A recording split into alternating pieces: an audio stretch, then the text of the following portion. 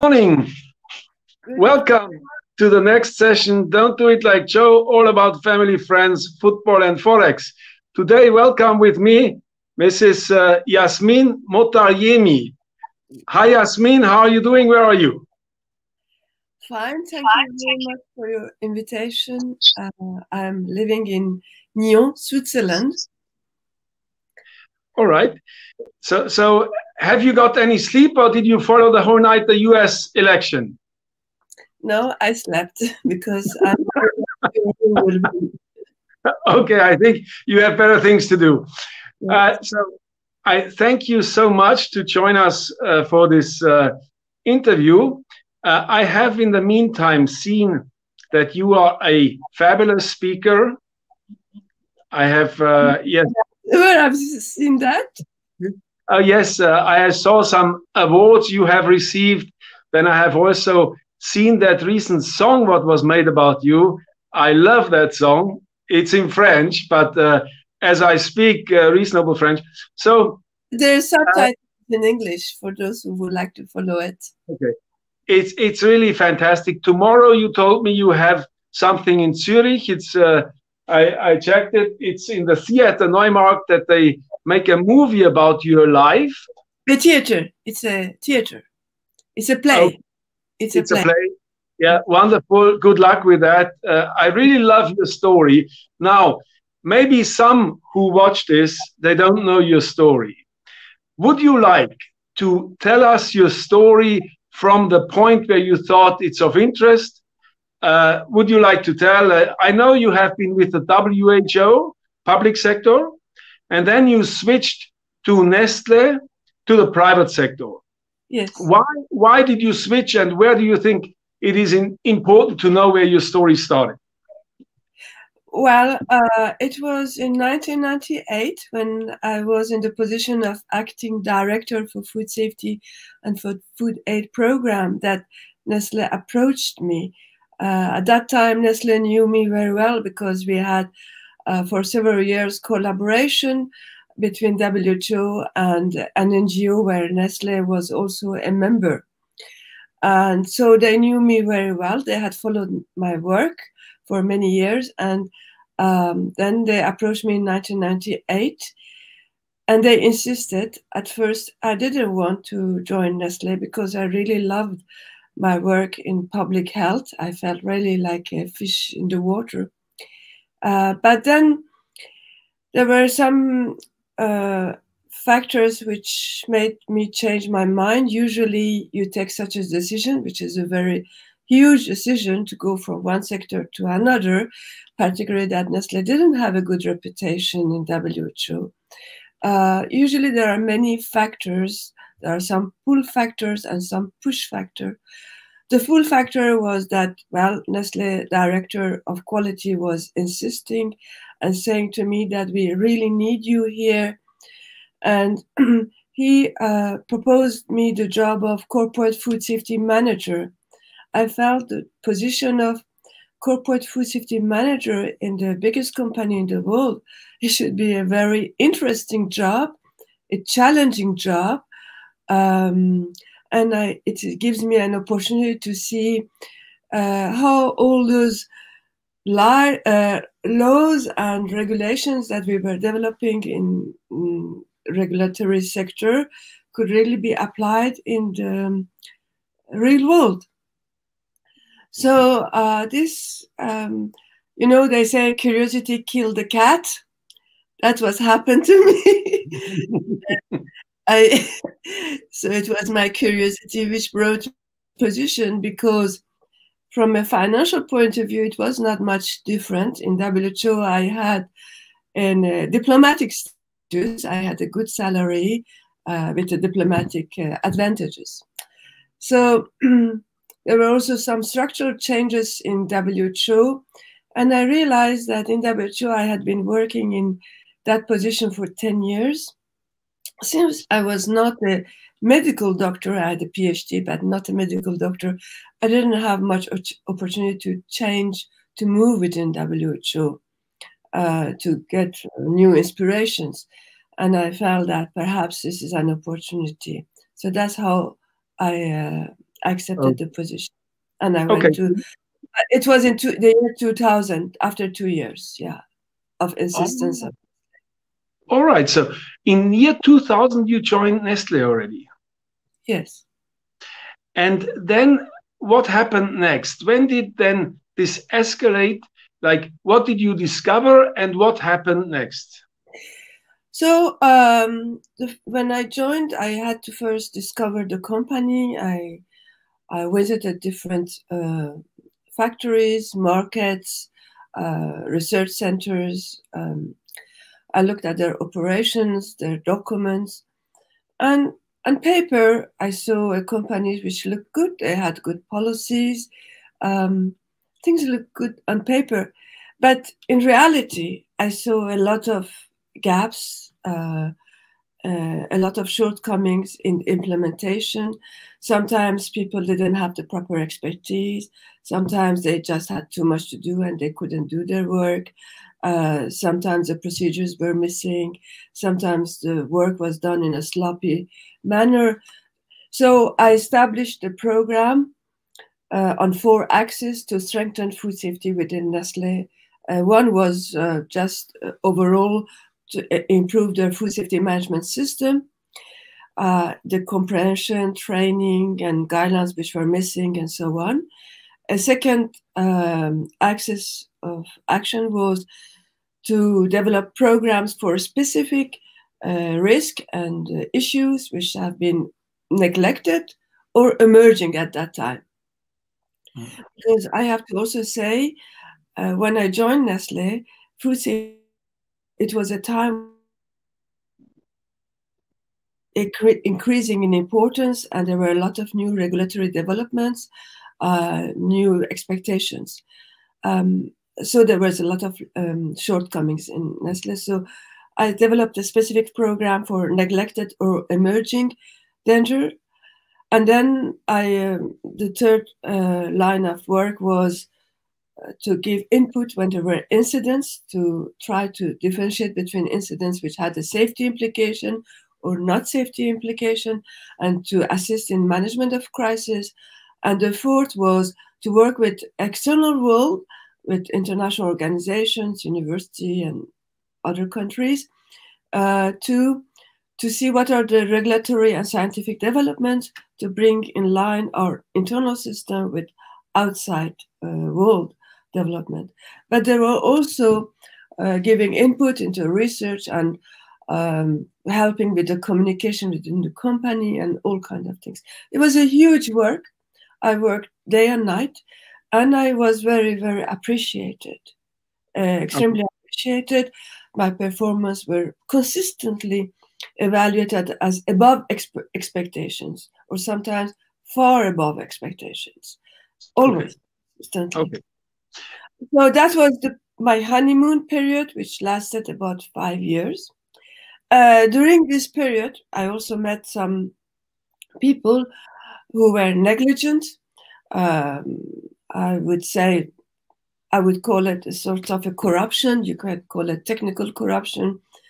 Corruption is not only financial corruption. We know bribery as corruption, but there is other type of corruptions. And I would say deliberate negligence is some people. And I had to come into conflict with them to correct their situations, or I thought that I was correcting the situation. And until in 2005, a major incident happened. I should also say that in Nestlé, when you try to change things, to improve things, you had to all the time fight. You know, they told you food safety is priority, is important, but I discovered that that was not the case. And for every improvement in food safety, you had to fight. And here there was an incident, which was actually not Nestlé's fault. It was coming from Tetra Pak because there was a chemical leaking into the product from the package. It was coming from the packaging. And so we recommended that we should report this case to the authorities and to decide what to do about it.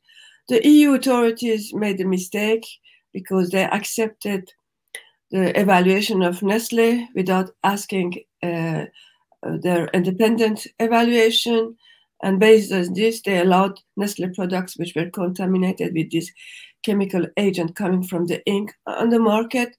But in Italy, they refused this risk assessment and they asked for recall of our products.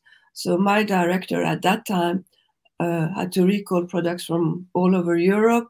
This led to a huge crisis called as ITX crisis.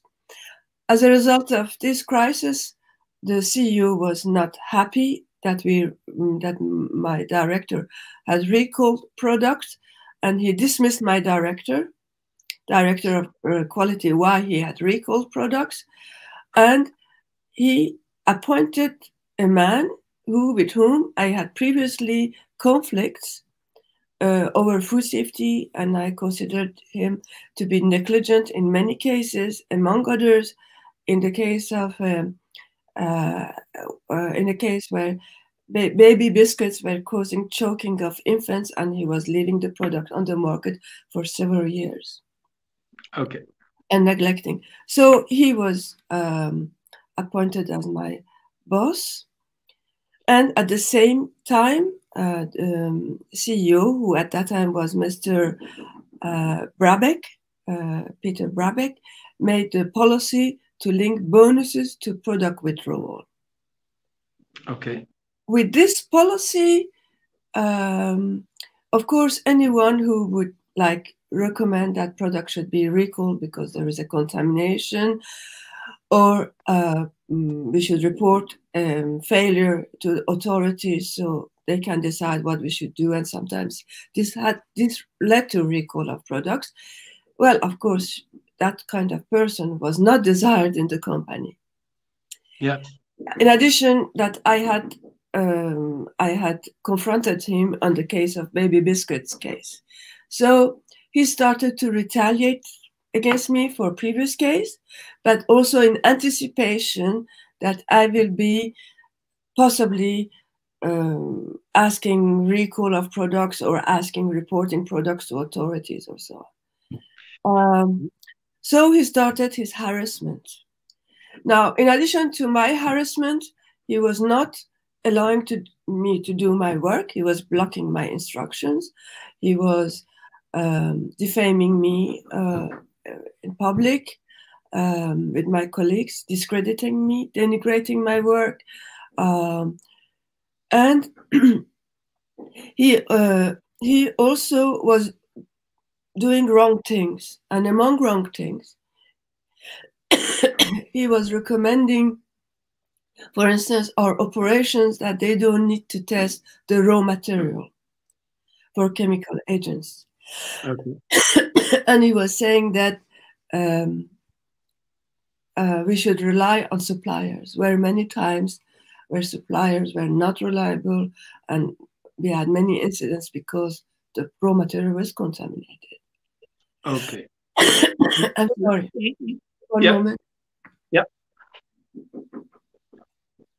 Oh, that gives me also time to have a sip of my coffee. So with this, the harassment started, and since he was doing wrong things, giving wrong recommendations, and not managing food safety properly, and not letting me do my work, I had to alert the management. Yeah. Okay. Which year was that, Yasmine? I started to alert the management in 2006, November, December 2006. Okay. And I asked for an examination of my situation and audit of our department. Yeah. Can I take a pause to get my medicine? Is it okay? Of course. Yeah.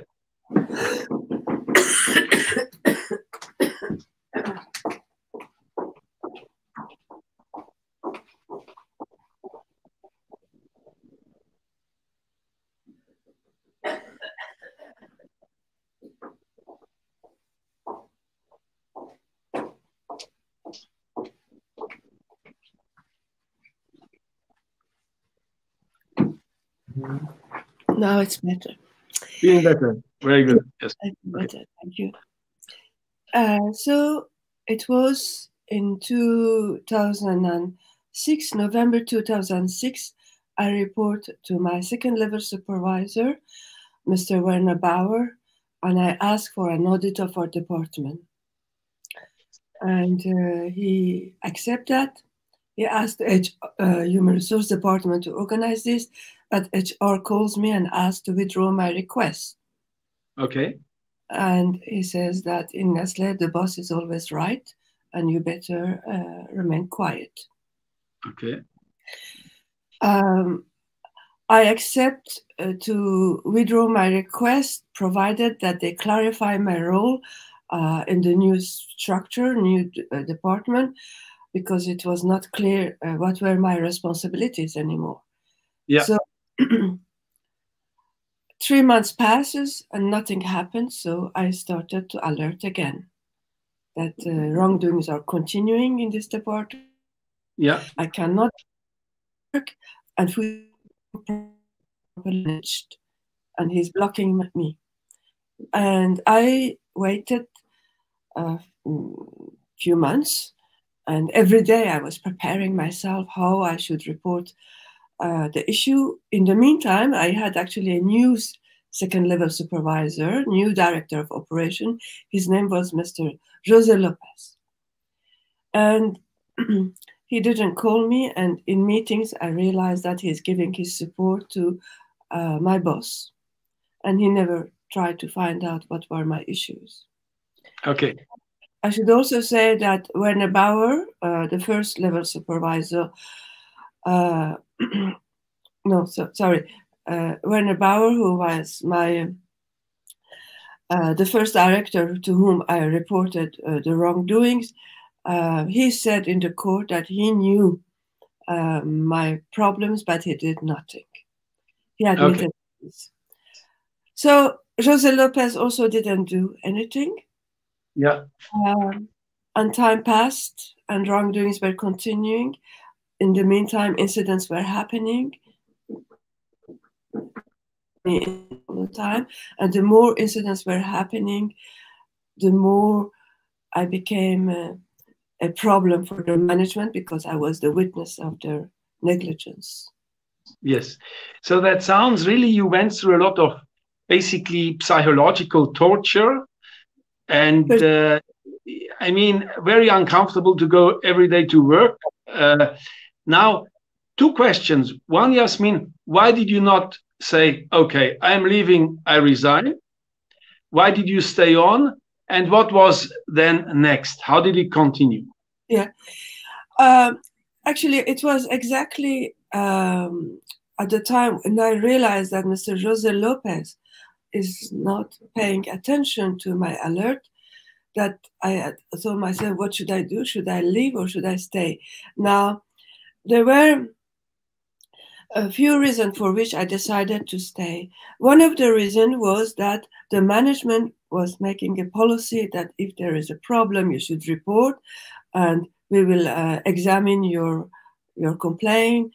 And they had developed, in the meantime, a policy, whistleblowing policy, that you should report problems, and they promise you a fair examination of your problems. So I felt it would be stupid of me not to try this channel that the company is offering me. Of course, you will see that later on, I also realized that this was fake, but I decided I wanted to know how far this corruption is going. Okay. Is it what level of the company? Is it up to CEO or not? My second reason was that since I had worked in the public health sector and my family was also a family of physicians, and I was thinking like a public health person, and I told myself, why should I leave when actually I haven't done anything wrong? And the problem is here in this company. The real food safety problem is in this company. Should I go to somewhere where there is no problem? A physician doesn't live it's patient and go somewhere where there is no patient. You know, if you are if you're a safety professional, you should stay where there is a problem. Very nice, very nice. Okay, that makes a lot of sense. I mean, you saw yourself as a doctor and you couldn't leave that patient. Exactly, exactly. Yes. Very good. And in the meantime, they try to force me into job, which I call them, actually they themselves, they call this in court disgraceful. Why do they call it disgraceful job? Because in order to convince me to take this disgraceful job, Jose Lopez was telling me that when he was young, he was killing cockroaches in a factory, and each time he was repeating this to me. And when in the court they asked him, "Is this correct that you have been telling her this?"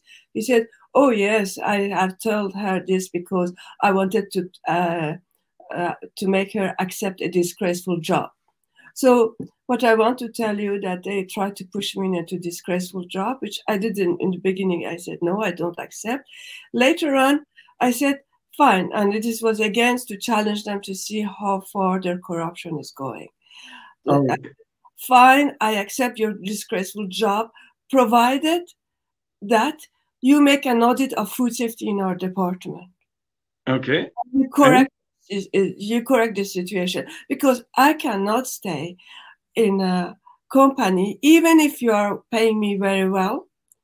It was a golden cage. I would have been very well paid. And this was actually the defense of Nestlé, that they have offered me a very well paid job, which was disgraceful, but very well paid, almost to do nothing, or to do whatever they just was ordering me.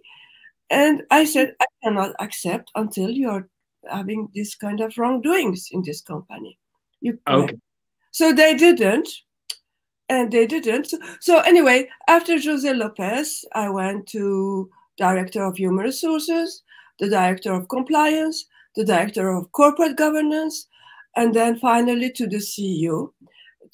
For the final stage, I had to ask a lawyer to write a letter to the CEO because I was too damaged, and I felt that it's better someone comes speak man to man. No, in a Mac company you need that. And that because just after that. Yasmine, when you say man to man, did you also experience any discrimination of gender or sexism or not really? Yes, I did experience discrimination both on gender and also nationality.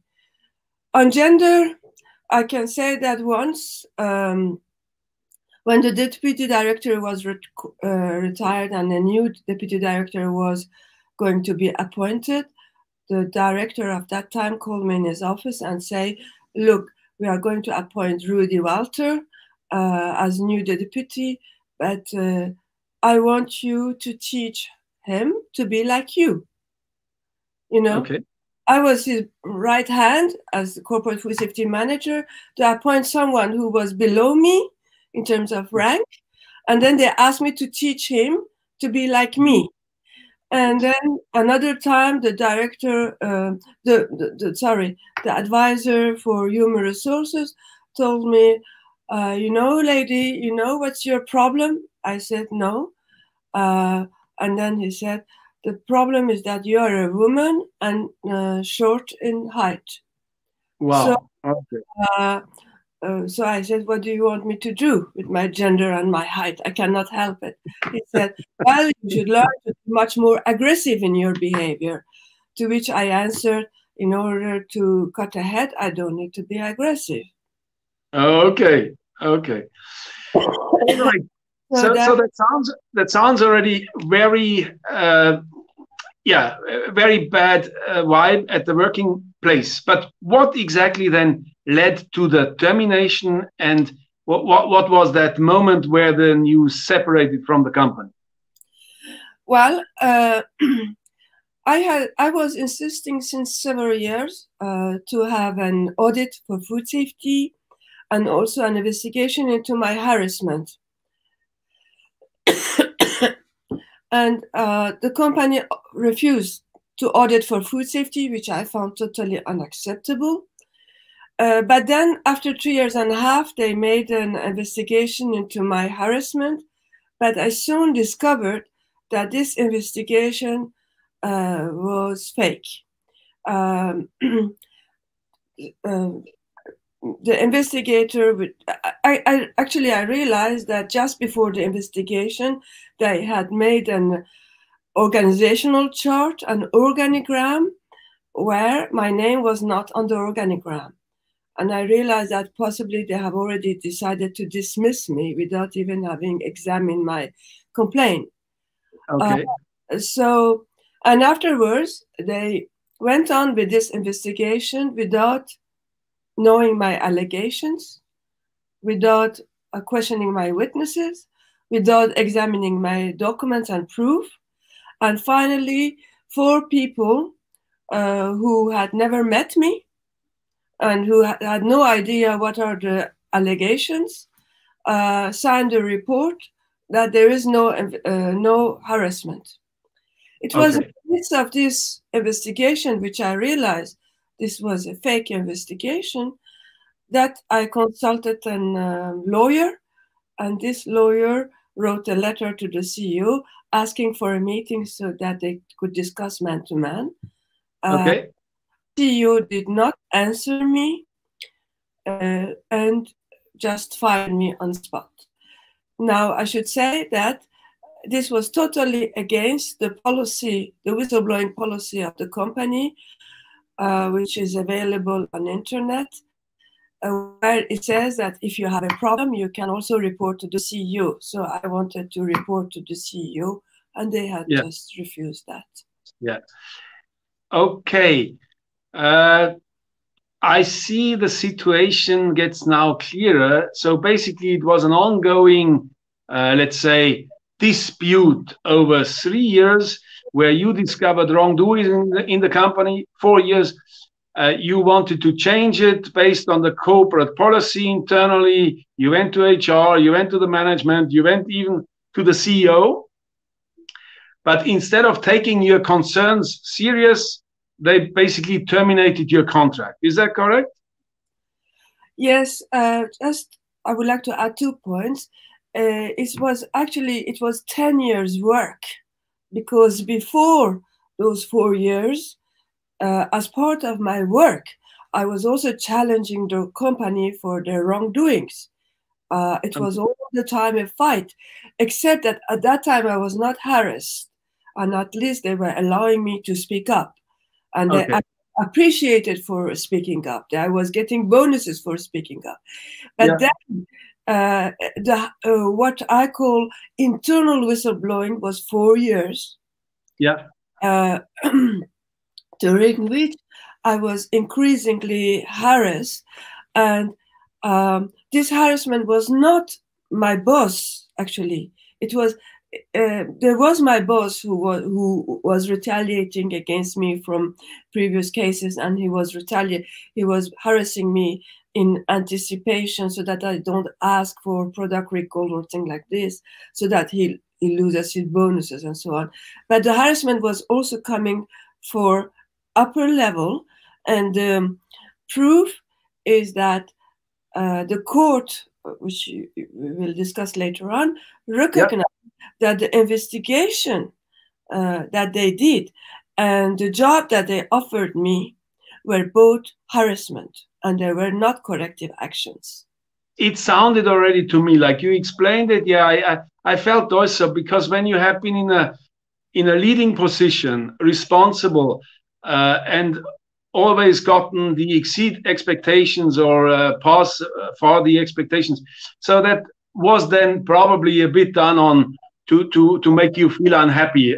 Yeah, makes sense. Now, do you know Albert Camus? Sorry, what? Sorry. Do you know Albert Camus? Do you know him? Yeah. He's a French writer and a Nobel Prize winner, and he actually said, and that reminds me very much on you now, Yasmine. He said, if you see wrongdoing, you have to speak up. But if you really want to change it, you have to risk your life.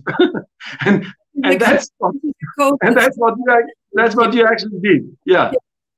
And it was in sometime in 2008, I had realized that they are not going to do anything. And actually, the director of compliance told me that we won't do anything. You can turn to the law. This was the expression he used, but he means that you can go to court. And that day, I told myself, I will go to the court, yes, but my court will not only be Switzerland. My court will be the world. I will speak to the world about what is going on here. Yes. And that was the day I promised myself that from now on, I'm going to write my book. Okay. I'm going to decide what's going to happen. I'm not going to accept that I will be subject to what you are doing to me. I am going to play the music and you will dance with it. Okay, what happened then? You wrote your book, you went to court.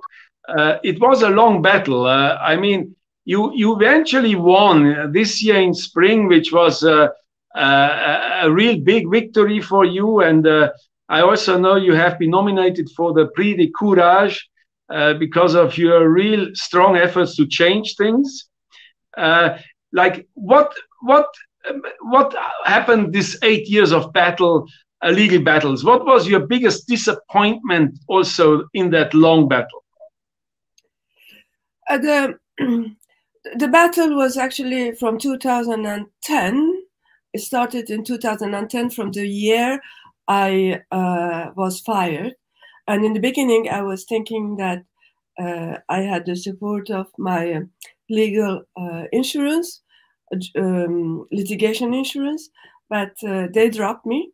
So that year, I started to prepare a lawsuit, both against a legal procedure, to be more correct, both against AXA and Nestlé at the same time. Okay. When you are fighting alone against two multinational companies, you can imagine what is the pressure. And you don't even have a job. And you don't even have a job, and you're looking for a job. And this was followed by the fact that the Nestlé pension fund also sued me. Nestlé also sued me for having spoken to the media, although I considered I was all in my right because I had reported my case to authorities. So I was in my right to report why I was making a lawsuit. And so it has been a 10 years battles, many legal battles against several big giants. Yes, Yasmine, how often have you been in a courtroom since 2010? Oh, many times. I mean, some of it was in paper, big papers, 200 pages, 300 pages, paper documents that I had to prepare with my lawyers. But the audiences with Nestlé took, I don't know, perhaps 10, 12 audiences took place in the court. One of them was the CEO of Nestlé, because you have to realize that my counterpart was not my boss who harassed me, was the two CEOs of the Nestlé and two top directors of Nestlé. That means 4 directors. This was Jean-Marc Duvoisin, the CEO of Nespresso, Paul Bulke, the CEO of Nestlé. Actually, they are all former CEOs. Yes. José Lopez, who was the director of operations, and Mr. Castaner, who was the director of administration. Of course, now they are all gone. They have all retired. But I was confronting the top management of the company, plus all the top directors of the company was called to court. But note that the media didn't write much about what these gentlemen had to say in the court. And that would have been my next question, Yasmine. The gentleman said in the court was actually worse than they had done. And we can come back to that.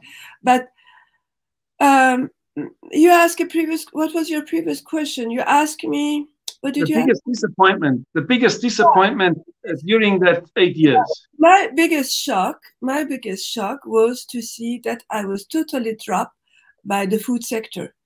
One of the reasons one among many reasons I was recruited by Nestlé was I had, as in French, un grand carnet d'adresses. I knew a lot of people. Okay. People all over the world, from authorities, from people in the food industry, in universities. And that was because I had an international recognition. Role, yes. How many people who actually asked themselves what happened to Yasmine? How many people were interested to know about my experience? 3, 4 maximum. Wow. Yeah. They all dropped me. I mean, now they drop me as a friend. I can understand. But no one, no public health authority, no food safety expert being interested to know what was my experience, the experience of the corporate food safety manager of Nestlé, the one who they previously invited to conferences. What does she has to say today about her experience? Do you have an explanation for that? Why this was like it was? I don't know. I don't want to speculate. I think you have to interview them. You have to interview them and ask. But let me write it down. There were several journals who are like women journal, like Annabelle in Swiss German or Marie Claire, who wrote about me.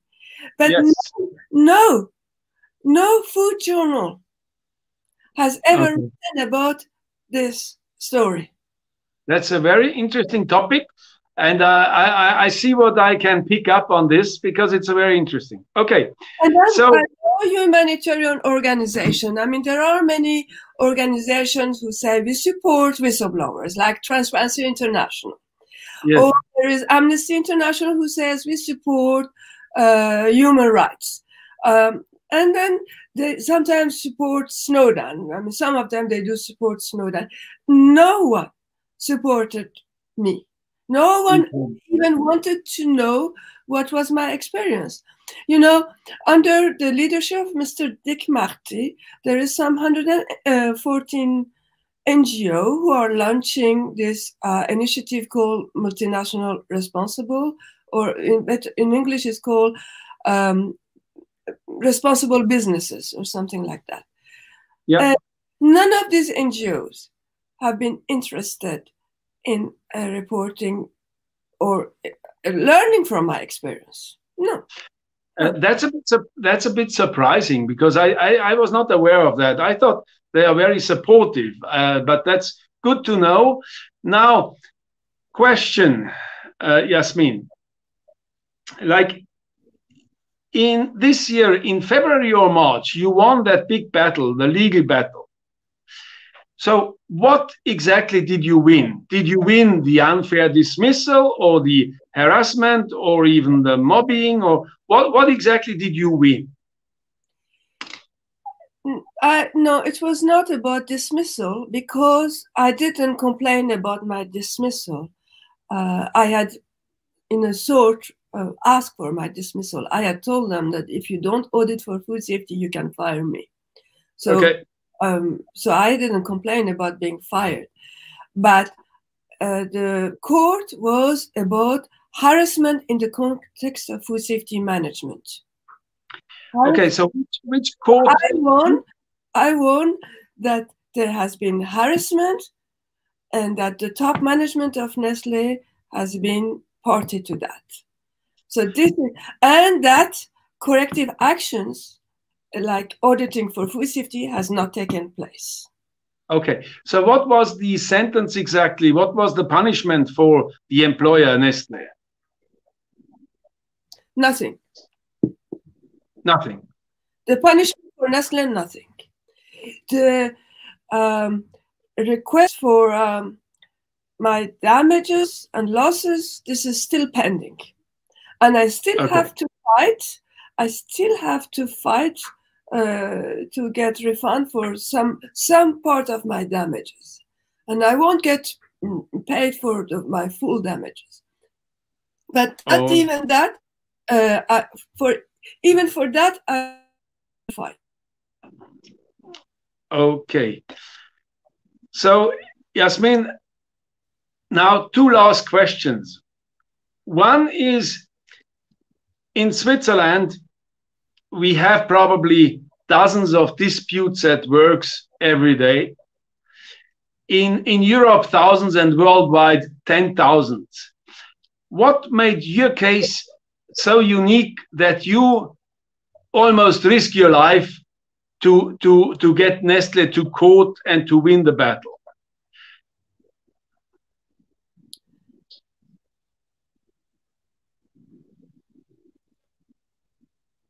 Can you reformulate your question, please? Okay.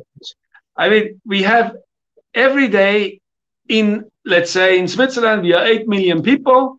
We have lots of employers and lots of employees. And there is a lot of disputes every day happening. But people, they just then they rather resign or get fired and move on. And worldwide, it's probably tens of thousands every day. But what made your case so unique that you said, I stand up for my rights, I go to the end, I want to fight for justice and risk my life? The thing is that, first of all, what I think my case is unique, and perhaps not totally unique, there might be other people also like me, like Stéphanie Gibault or Rodolphe Elmer. There are many other cases, but few in the world. And that is, we have gone through the whole process. We haven't given up. We haven't taken the money to say, okay, we make out of court settlement as the court wanted me to do. So I insisted that if you want me to take money, I will do it only if that money is in compensation for the wrongdoings, not for my silence. I want recognition of you that there has been wrongdoings in this company, and you will examine these wrongdoings, and you take the lessons and you correct the situation. And so what is unique?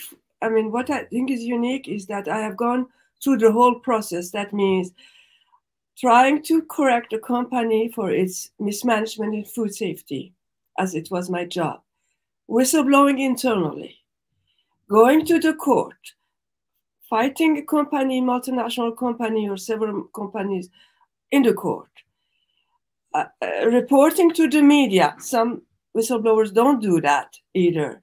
Coming with my own name and face, knowing that with this, I won't get any job. So I try to go through the whole process to prove what are the dysfunctions at each step of the process. So that's what I call unique. Yes. So you must have been very convinced that you discover some wrongdoing which needs to be corrected. Yes, and I have to say also that was a big challenge for me because, you know, when you're standing alone in front of the big company, like which pretends to have some 6,000 experts, that's what they say, and then you have also the whole world of food industry backing them because they didn't speak for me. They didn't express any opinion about my case. So I'm standing here in front of all these thousands of people alone and saying that you're doing wrong. I mean, I don't know how many people in the world have done this because I am challenging them technically from a human rights perspective. I'm challenging the top management of the company, saying that you are doing wrong, and this totally alone, without the support of any of those NGOs, without the support of public health authorities. And there has been some colleagues who have been supporting me. I said there is 3 or 4, but also they don't do it so much publicly. They do it between four eyes, but I need public support. Yes. The mainstream media you mentioned already. Nevertheless, I found a very nice write-up in the Financial Times about your story. I liked that. Did you like it as well, or not really? So, because they made many mistakes in my story, many mistakes. And one of the biggest one, it was the wrong title. They wrote that I have won a case against dismissal. But who cares about dismissal? That's why. To prove a harassment, mobbing in the Swiss culture, where harassment is basically tolerated, it is unseen. And this was the challenge. Dismissal. I mean, many people are dismissed all the time. So what's the big deal with dismissal? Very good. I got misled by this headline. I personally got misled by this headline. Yes. Yeah. But you know, with the media, I mean, imagine BBC made an interview with me. That was December 2019. And they said that they will broadcast my interview in 10th of February 2020. In the meantime, I had won my case, or let's say proven my case, not totally win, but proven my case. And I informed them this.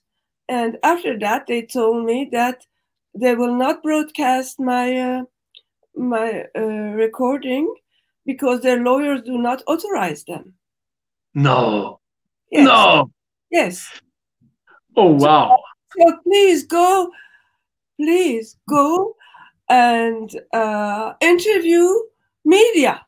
Please go and interview BBC, New York Times, who also did something similar to me. Go and interview Le Monde.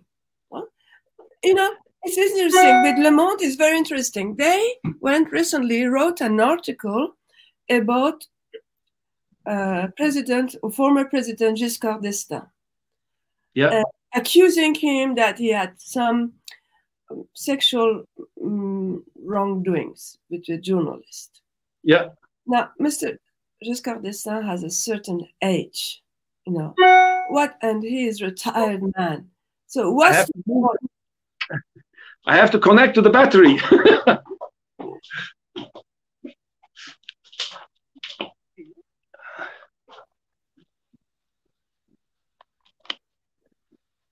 Okay. Are you still here? Yes. Okay. So Le Monde has recently published an article about Mr. Giscard d'Estaing and accused him of some wrongdoings. Well, he is an old man who has served France for so many years, and we owe him a lot of respect. And yet, he has not written anything about the fact that I have won my court case against the top management of the biggest company in the world.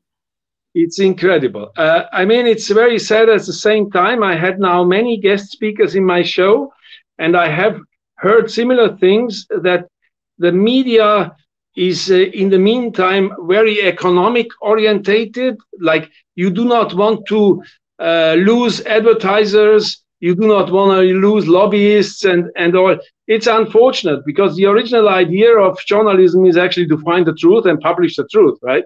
Yeah. Yes, but I like to say one thing. Many think because media is criticizing president like President Trump or Mr. Sarkozy, Mr. Macron, that they have freedom of speech and they are independent. That's not the case.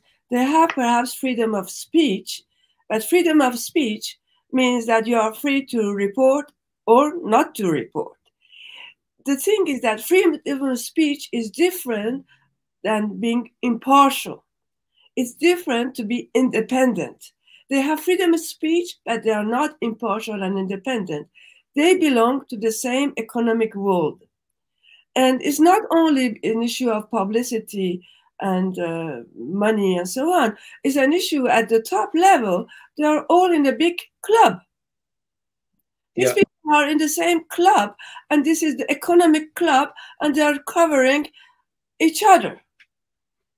So it needs people like you, Yasmine, to speak up. Now, as you may have you seen other guest speakers on my show? Did you watch some videos, Yasmine? I have not had the opportunity yet. I'm sorry, because I was informed quite late and I had some other things to do, but I will do that. I will do that. Okay. So I let you know the motto of our show is that the audience can learn from professionals or from people who have experienced unique things like you. Do you have any advice when somebody gets in the same situation like you, getting retaliatory action, harassment, mobbing in the workplace? What would you advise? How to react? How to follow up? To speak, to tell you the truth, there is not one single answer. One has to look at every case separately and look at the conditions of this person. What is his age? Whether does he have a family? What are his values? What are his financial resources? Which country he is? There are so many factors that one has to consider, that the advice should be tailor-made to the person. There are cases where I say, yes, go ahead and fight, because I feel that this person needs it, has a chance, and is not jeopardizing his family. But there are also those young people who have a family who they have to support. And I say, look, first you should look after your own family. I mean, my son has been in the same situation. And I told my son, look, son, you have 3 kids. You have to think about them first. But he didn't listen to me. And he followed my path. Okay, good. Yeah, he listens to the mom. That's nice. So, but apart from that, do you have any like philosophical life advice which you follow to keep your good spirit up? Trust yourself. Trust your instincts. Trust your instincts. Trust your heart. Follow your heart. You know, very often I've been thinking rationally, what is the right things to do? And then you end up with decisions that you are not feeling happy with yourself.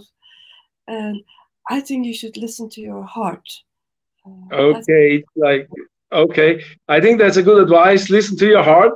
Yasmine, thank you so much again. And I wish you a good time tomorrow evening in Zurich. And then we stay in touch and maybe we do a follow-up or more. Okay? Thank you very much. Thank you. Thank you very much. Okay, Yasmine. Bye-bye. Bye-bye.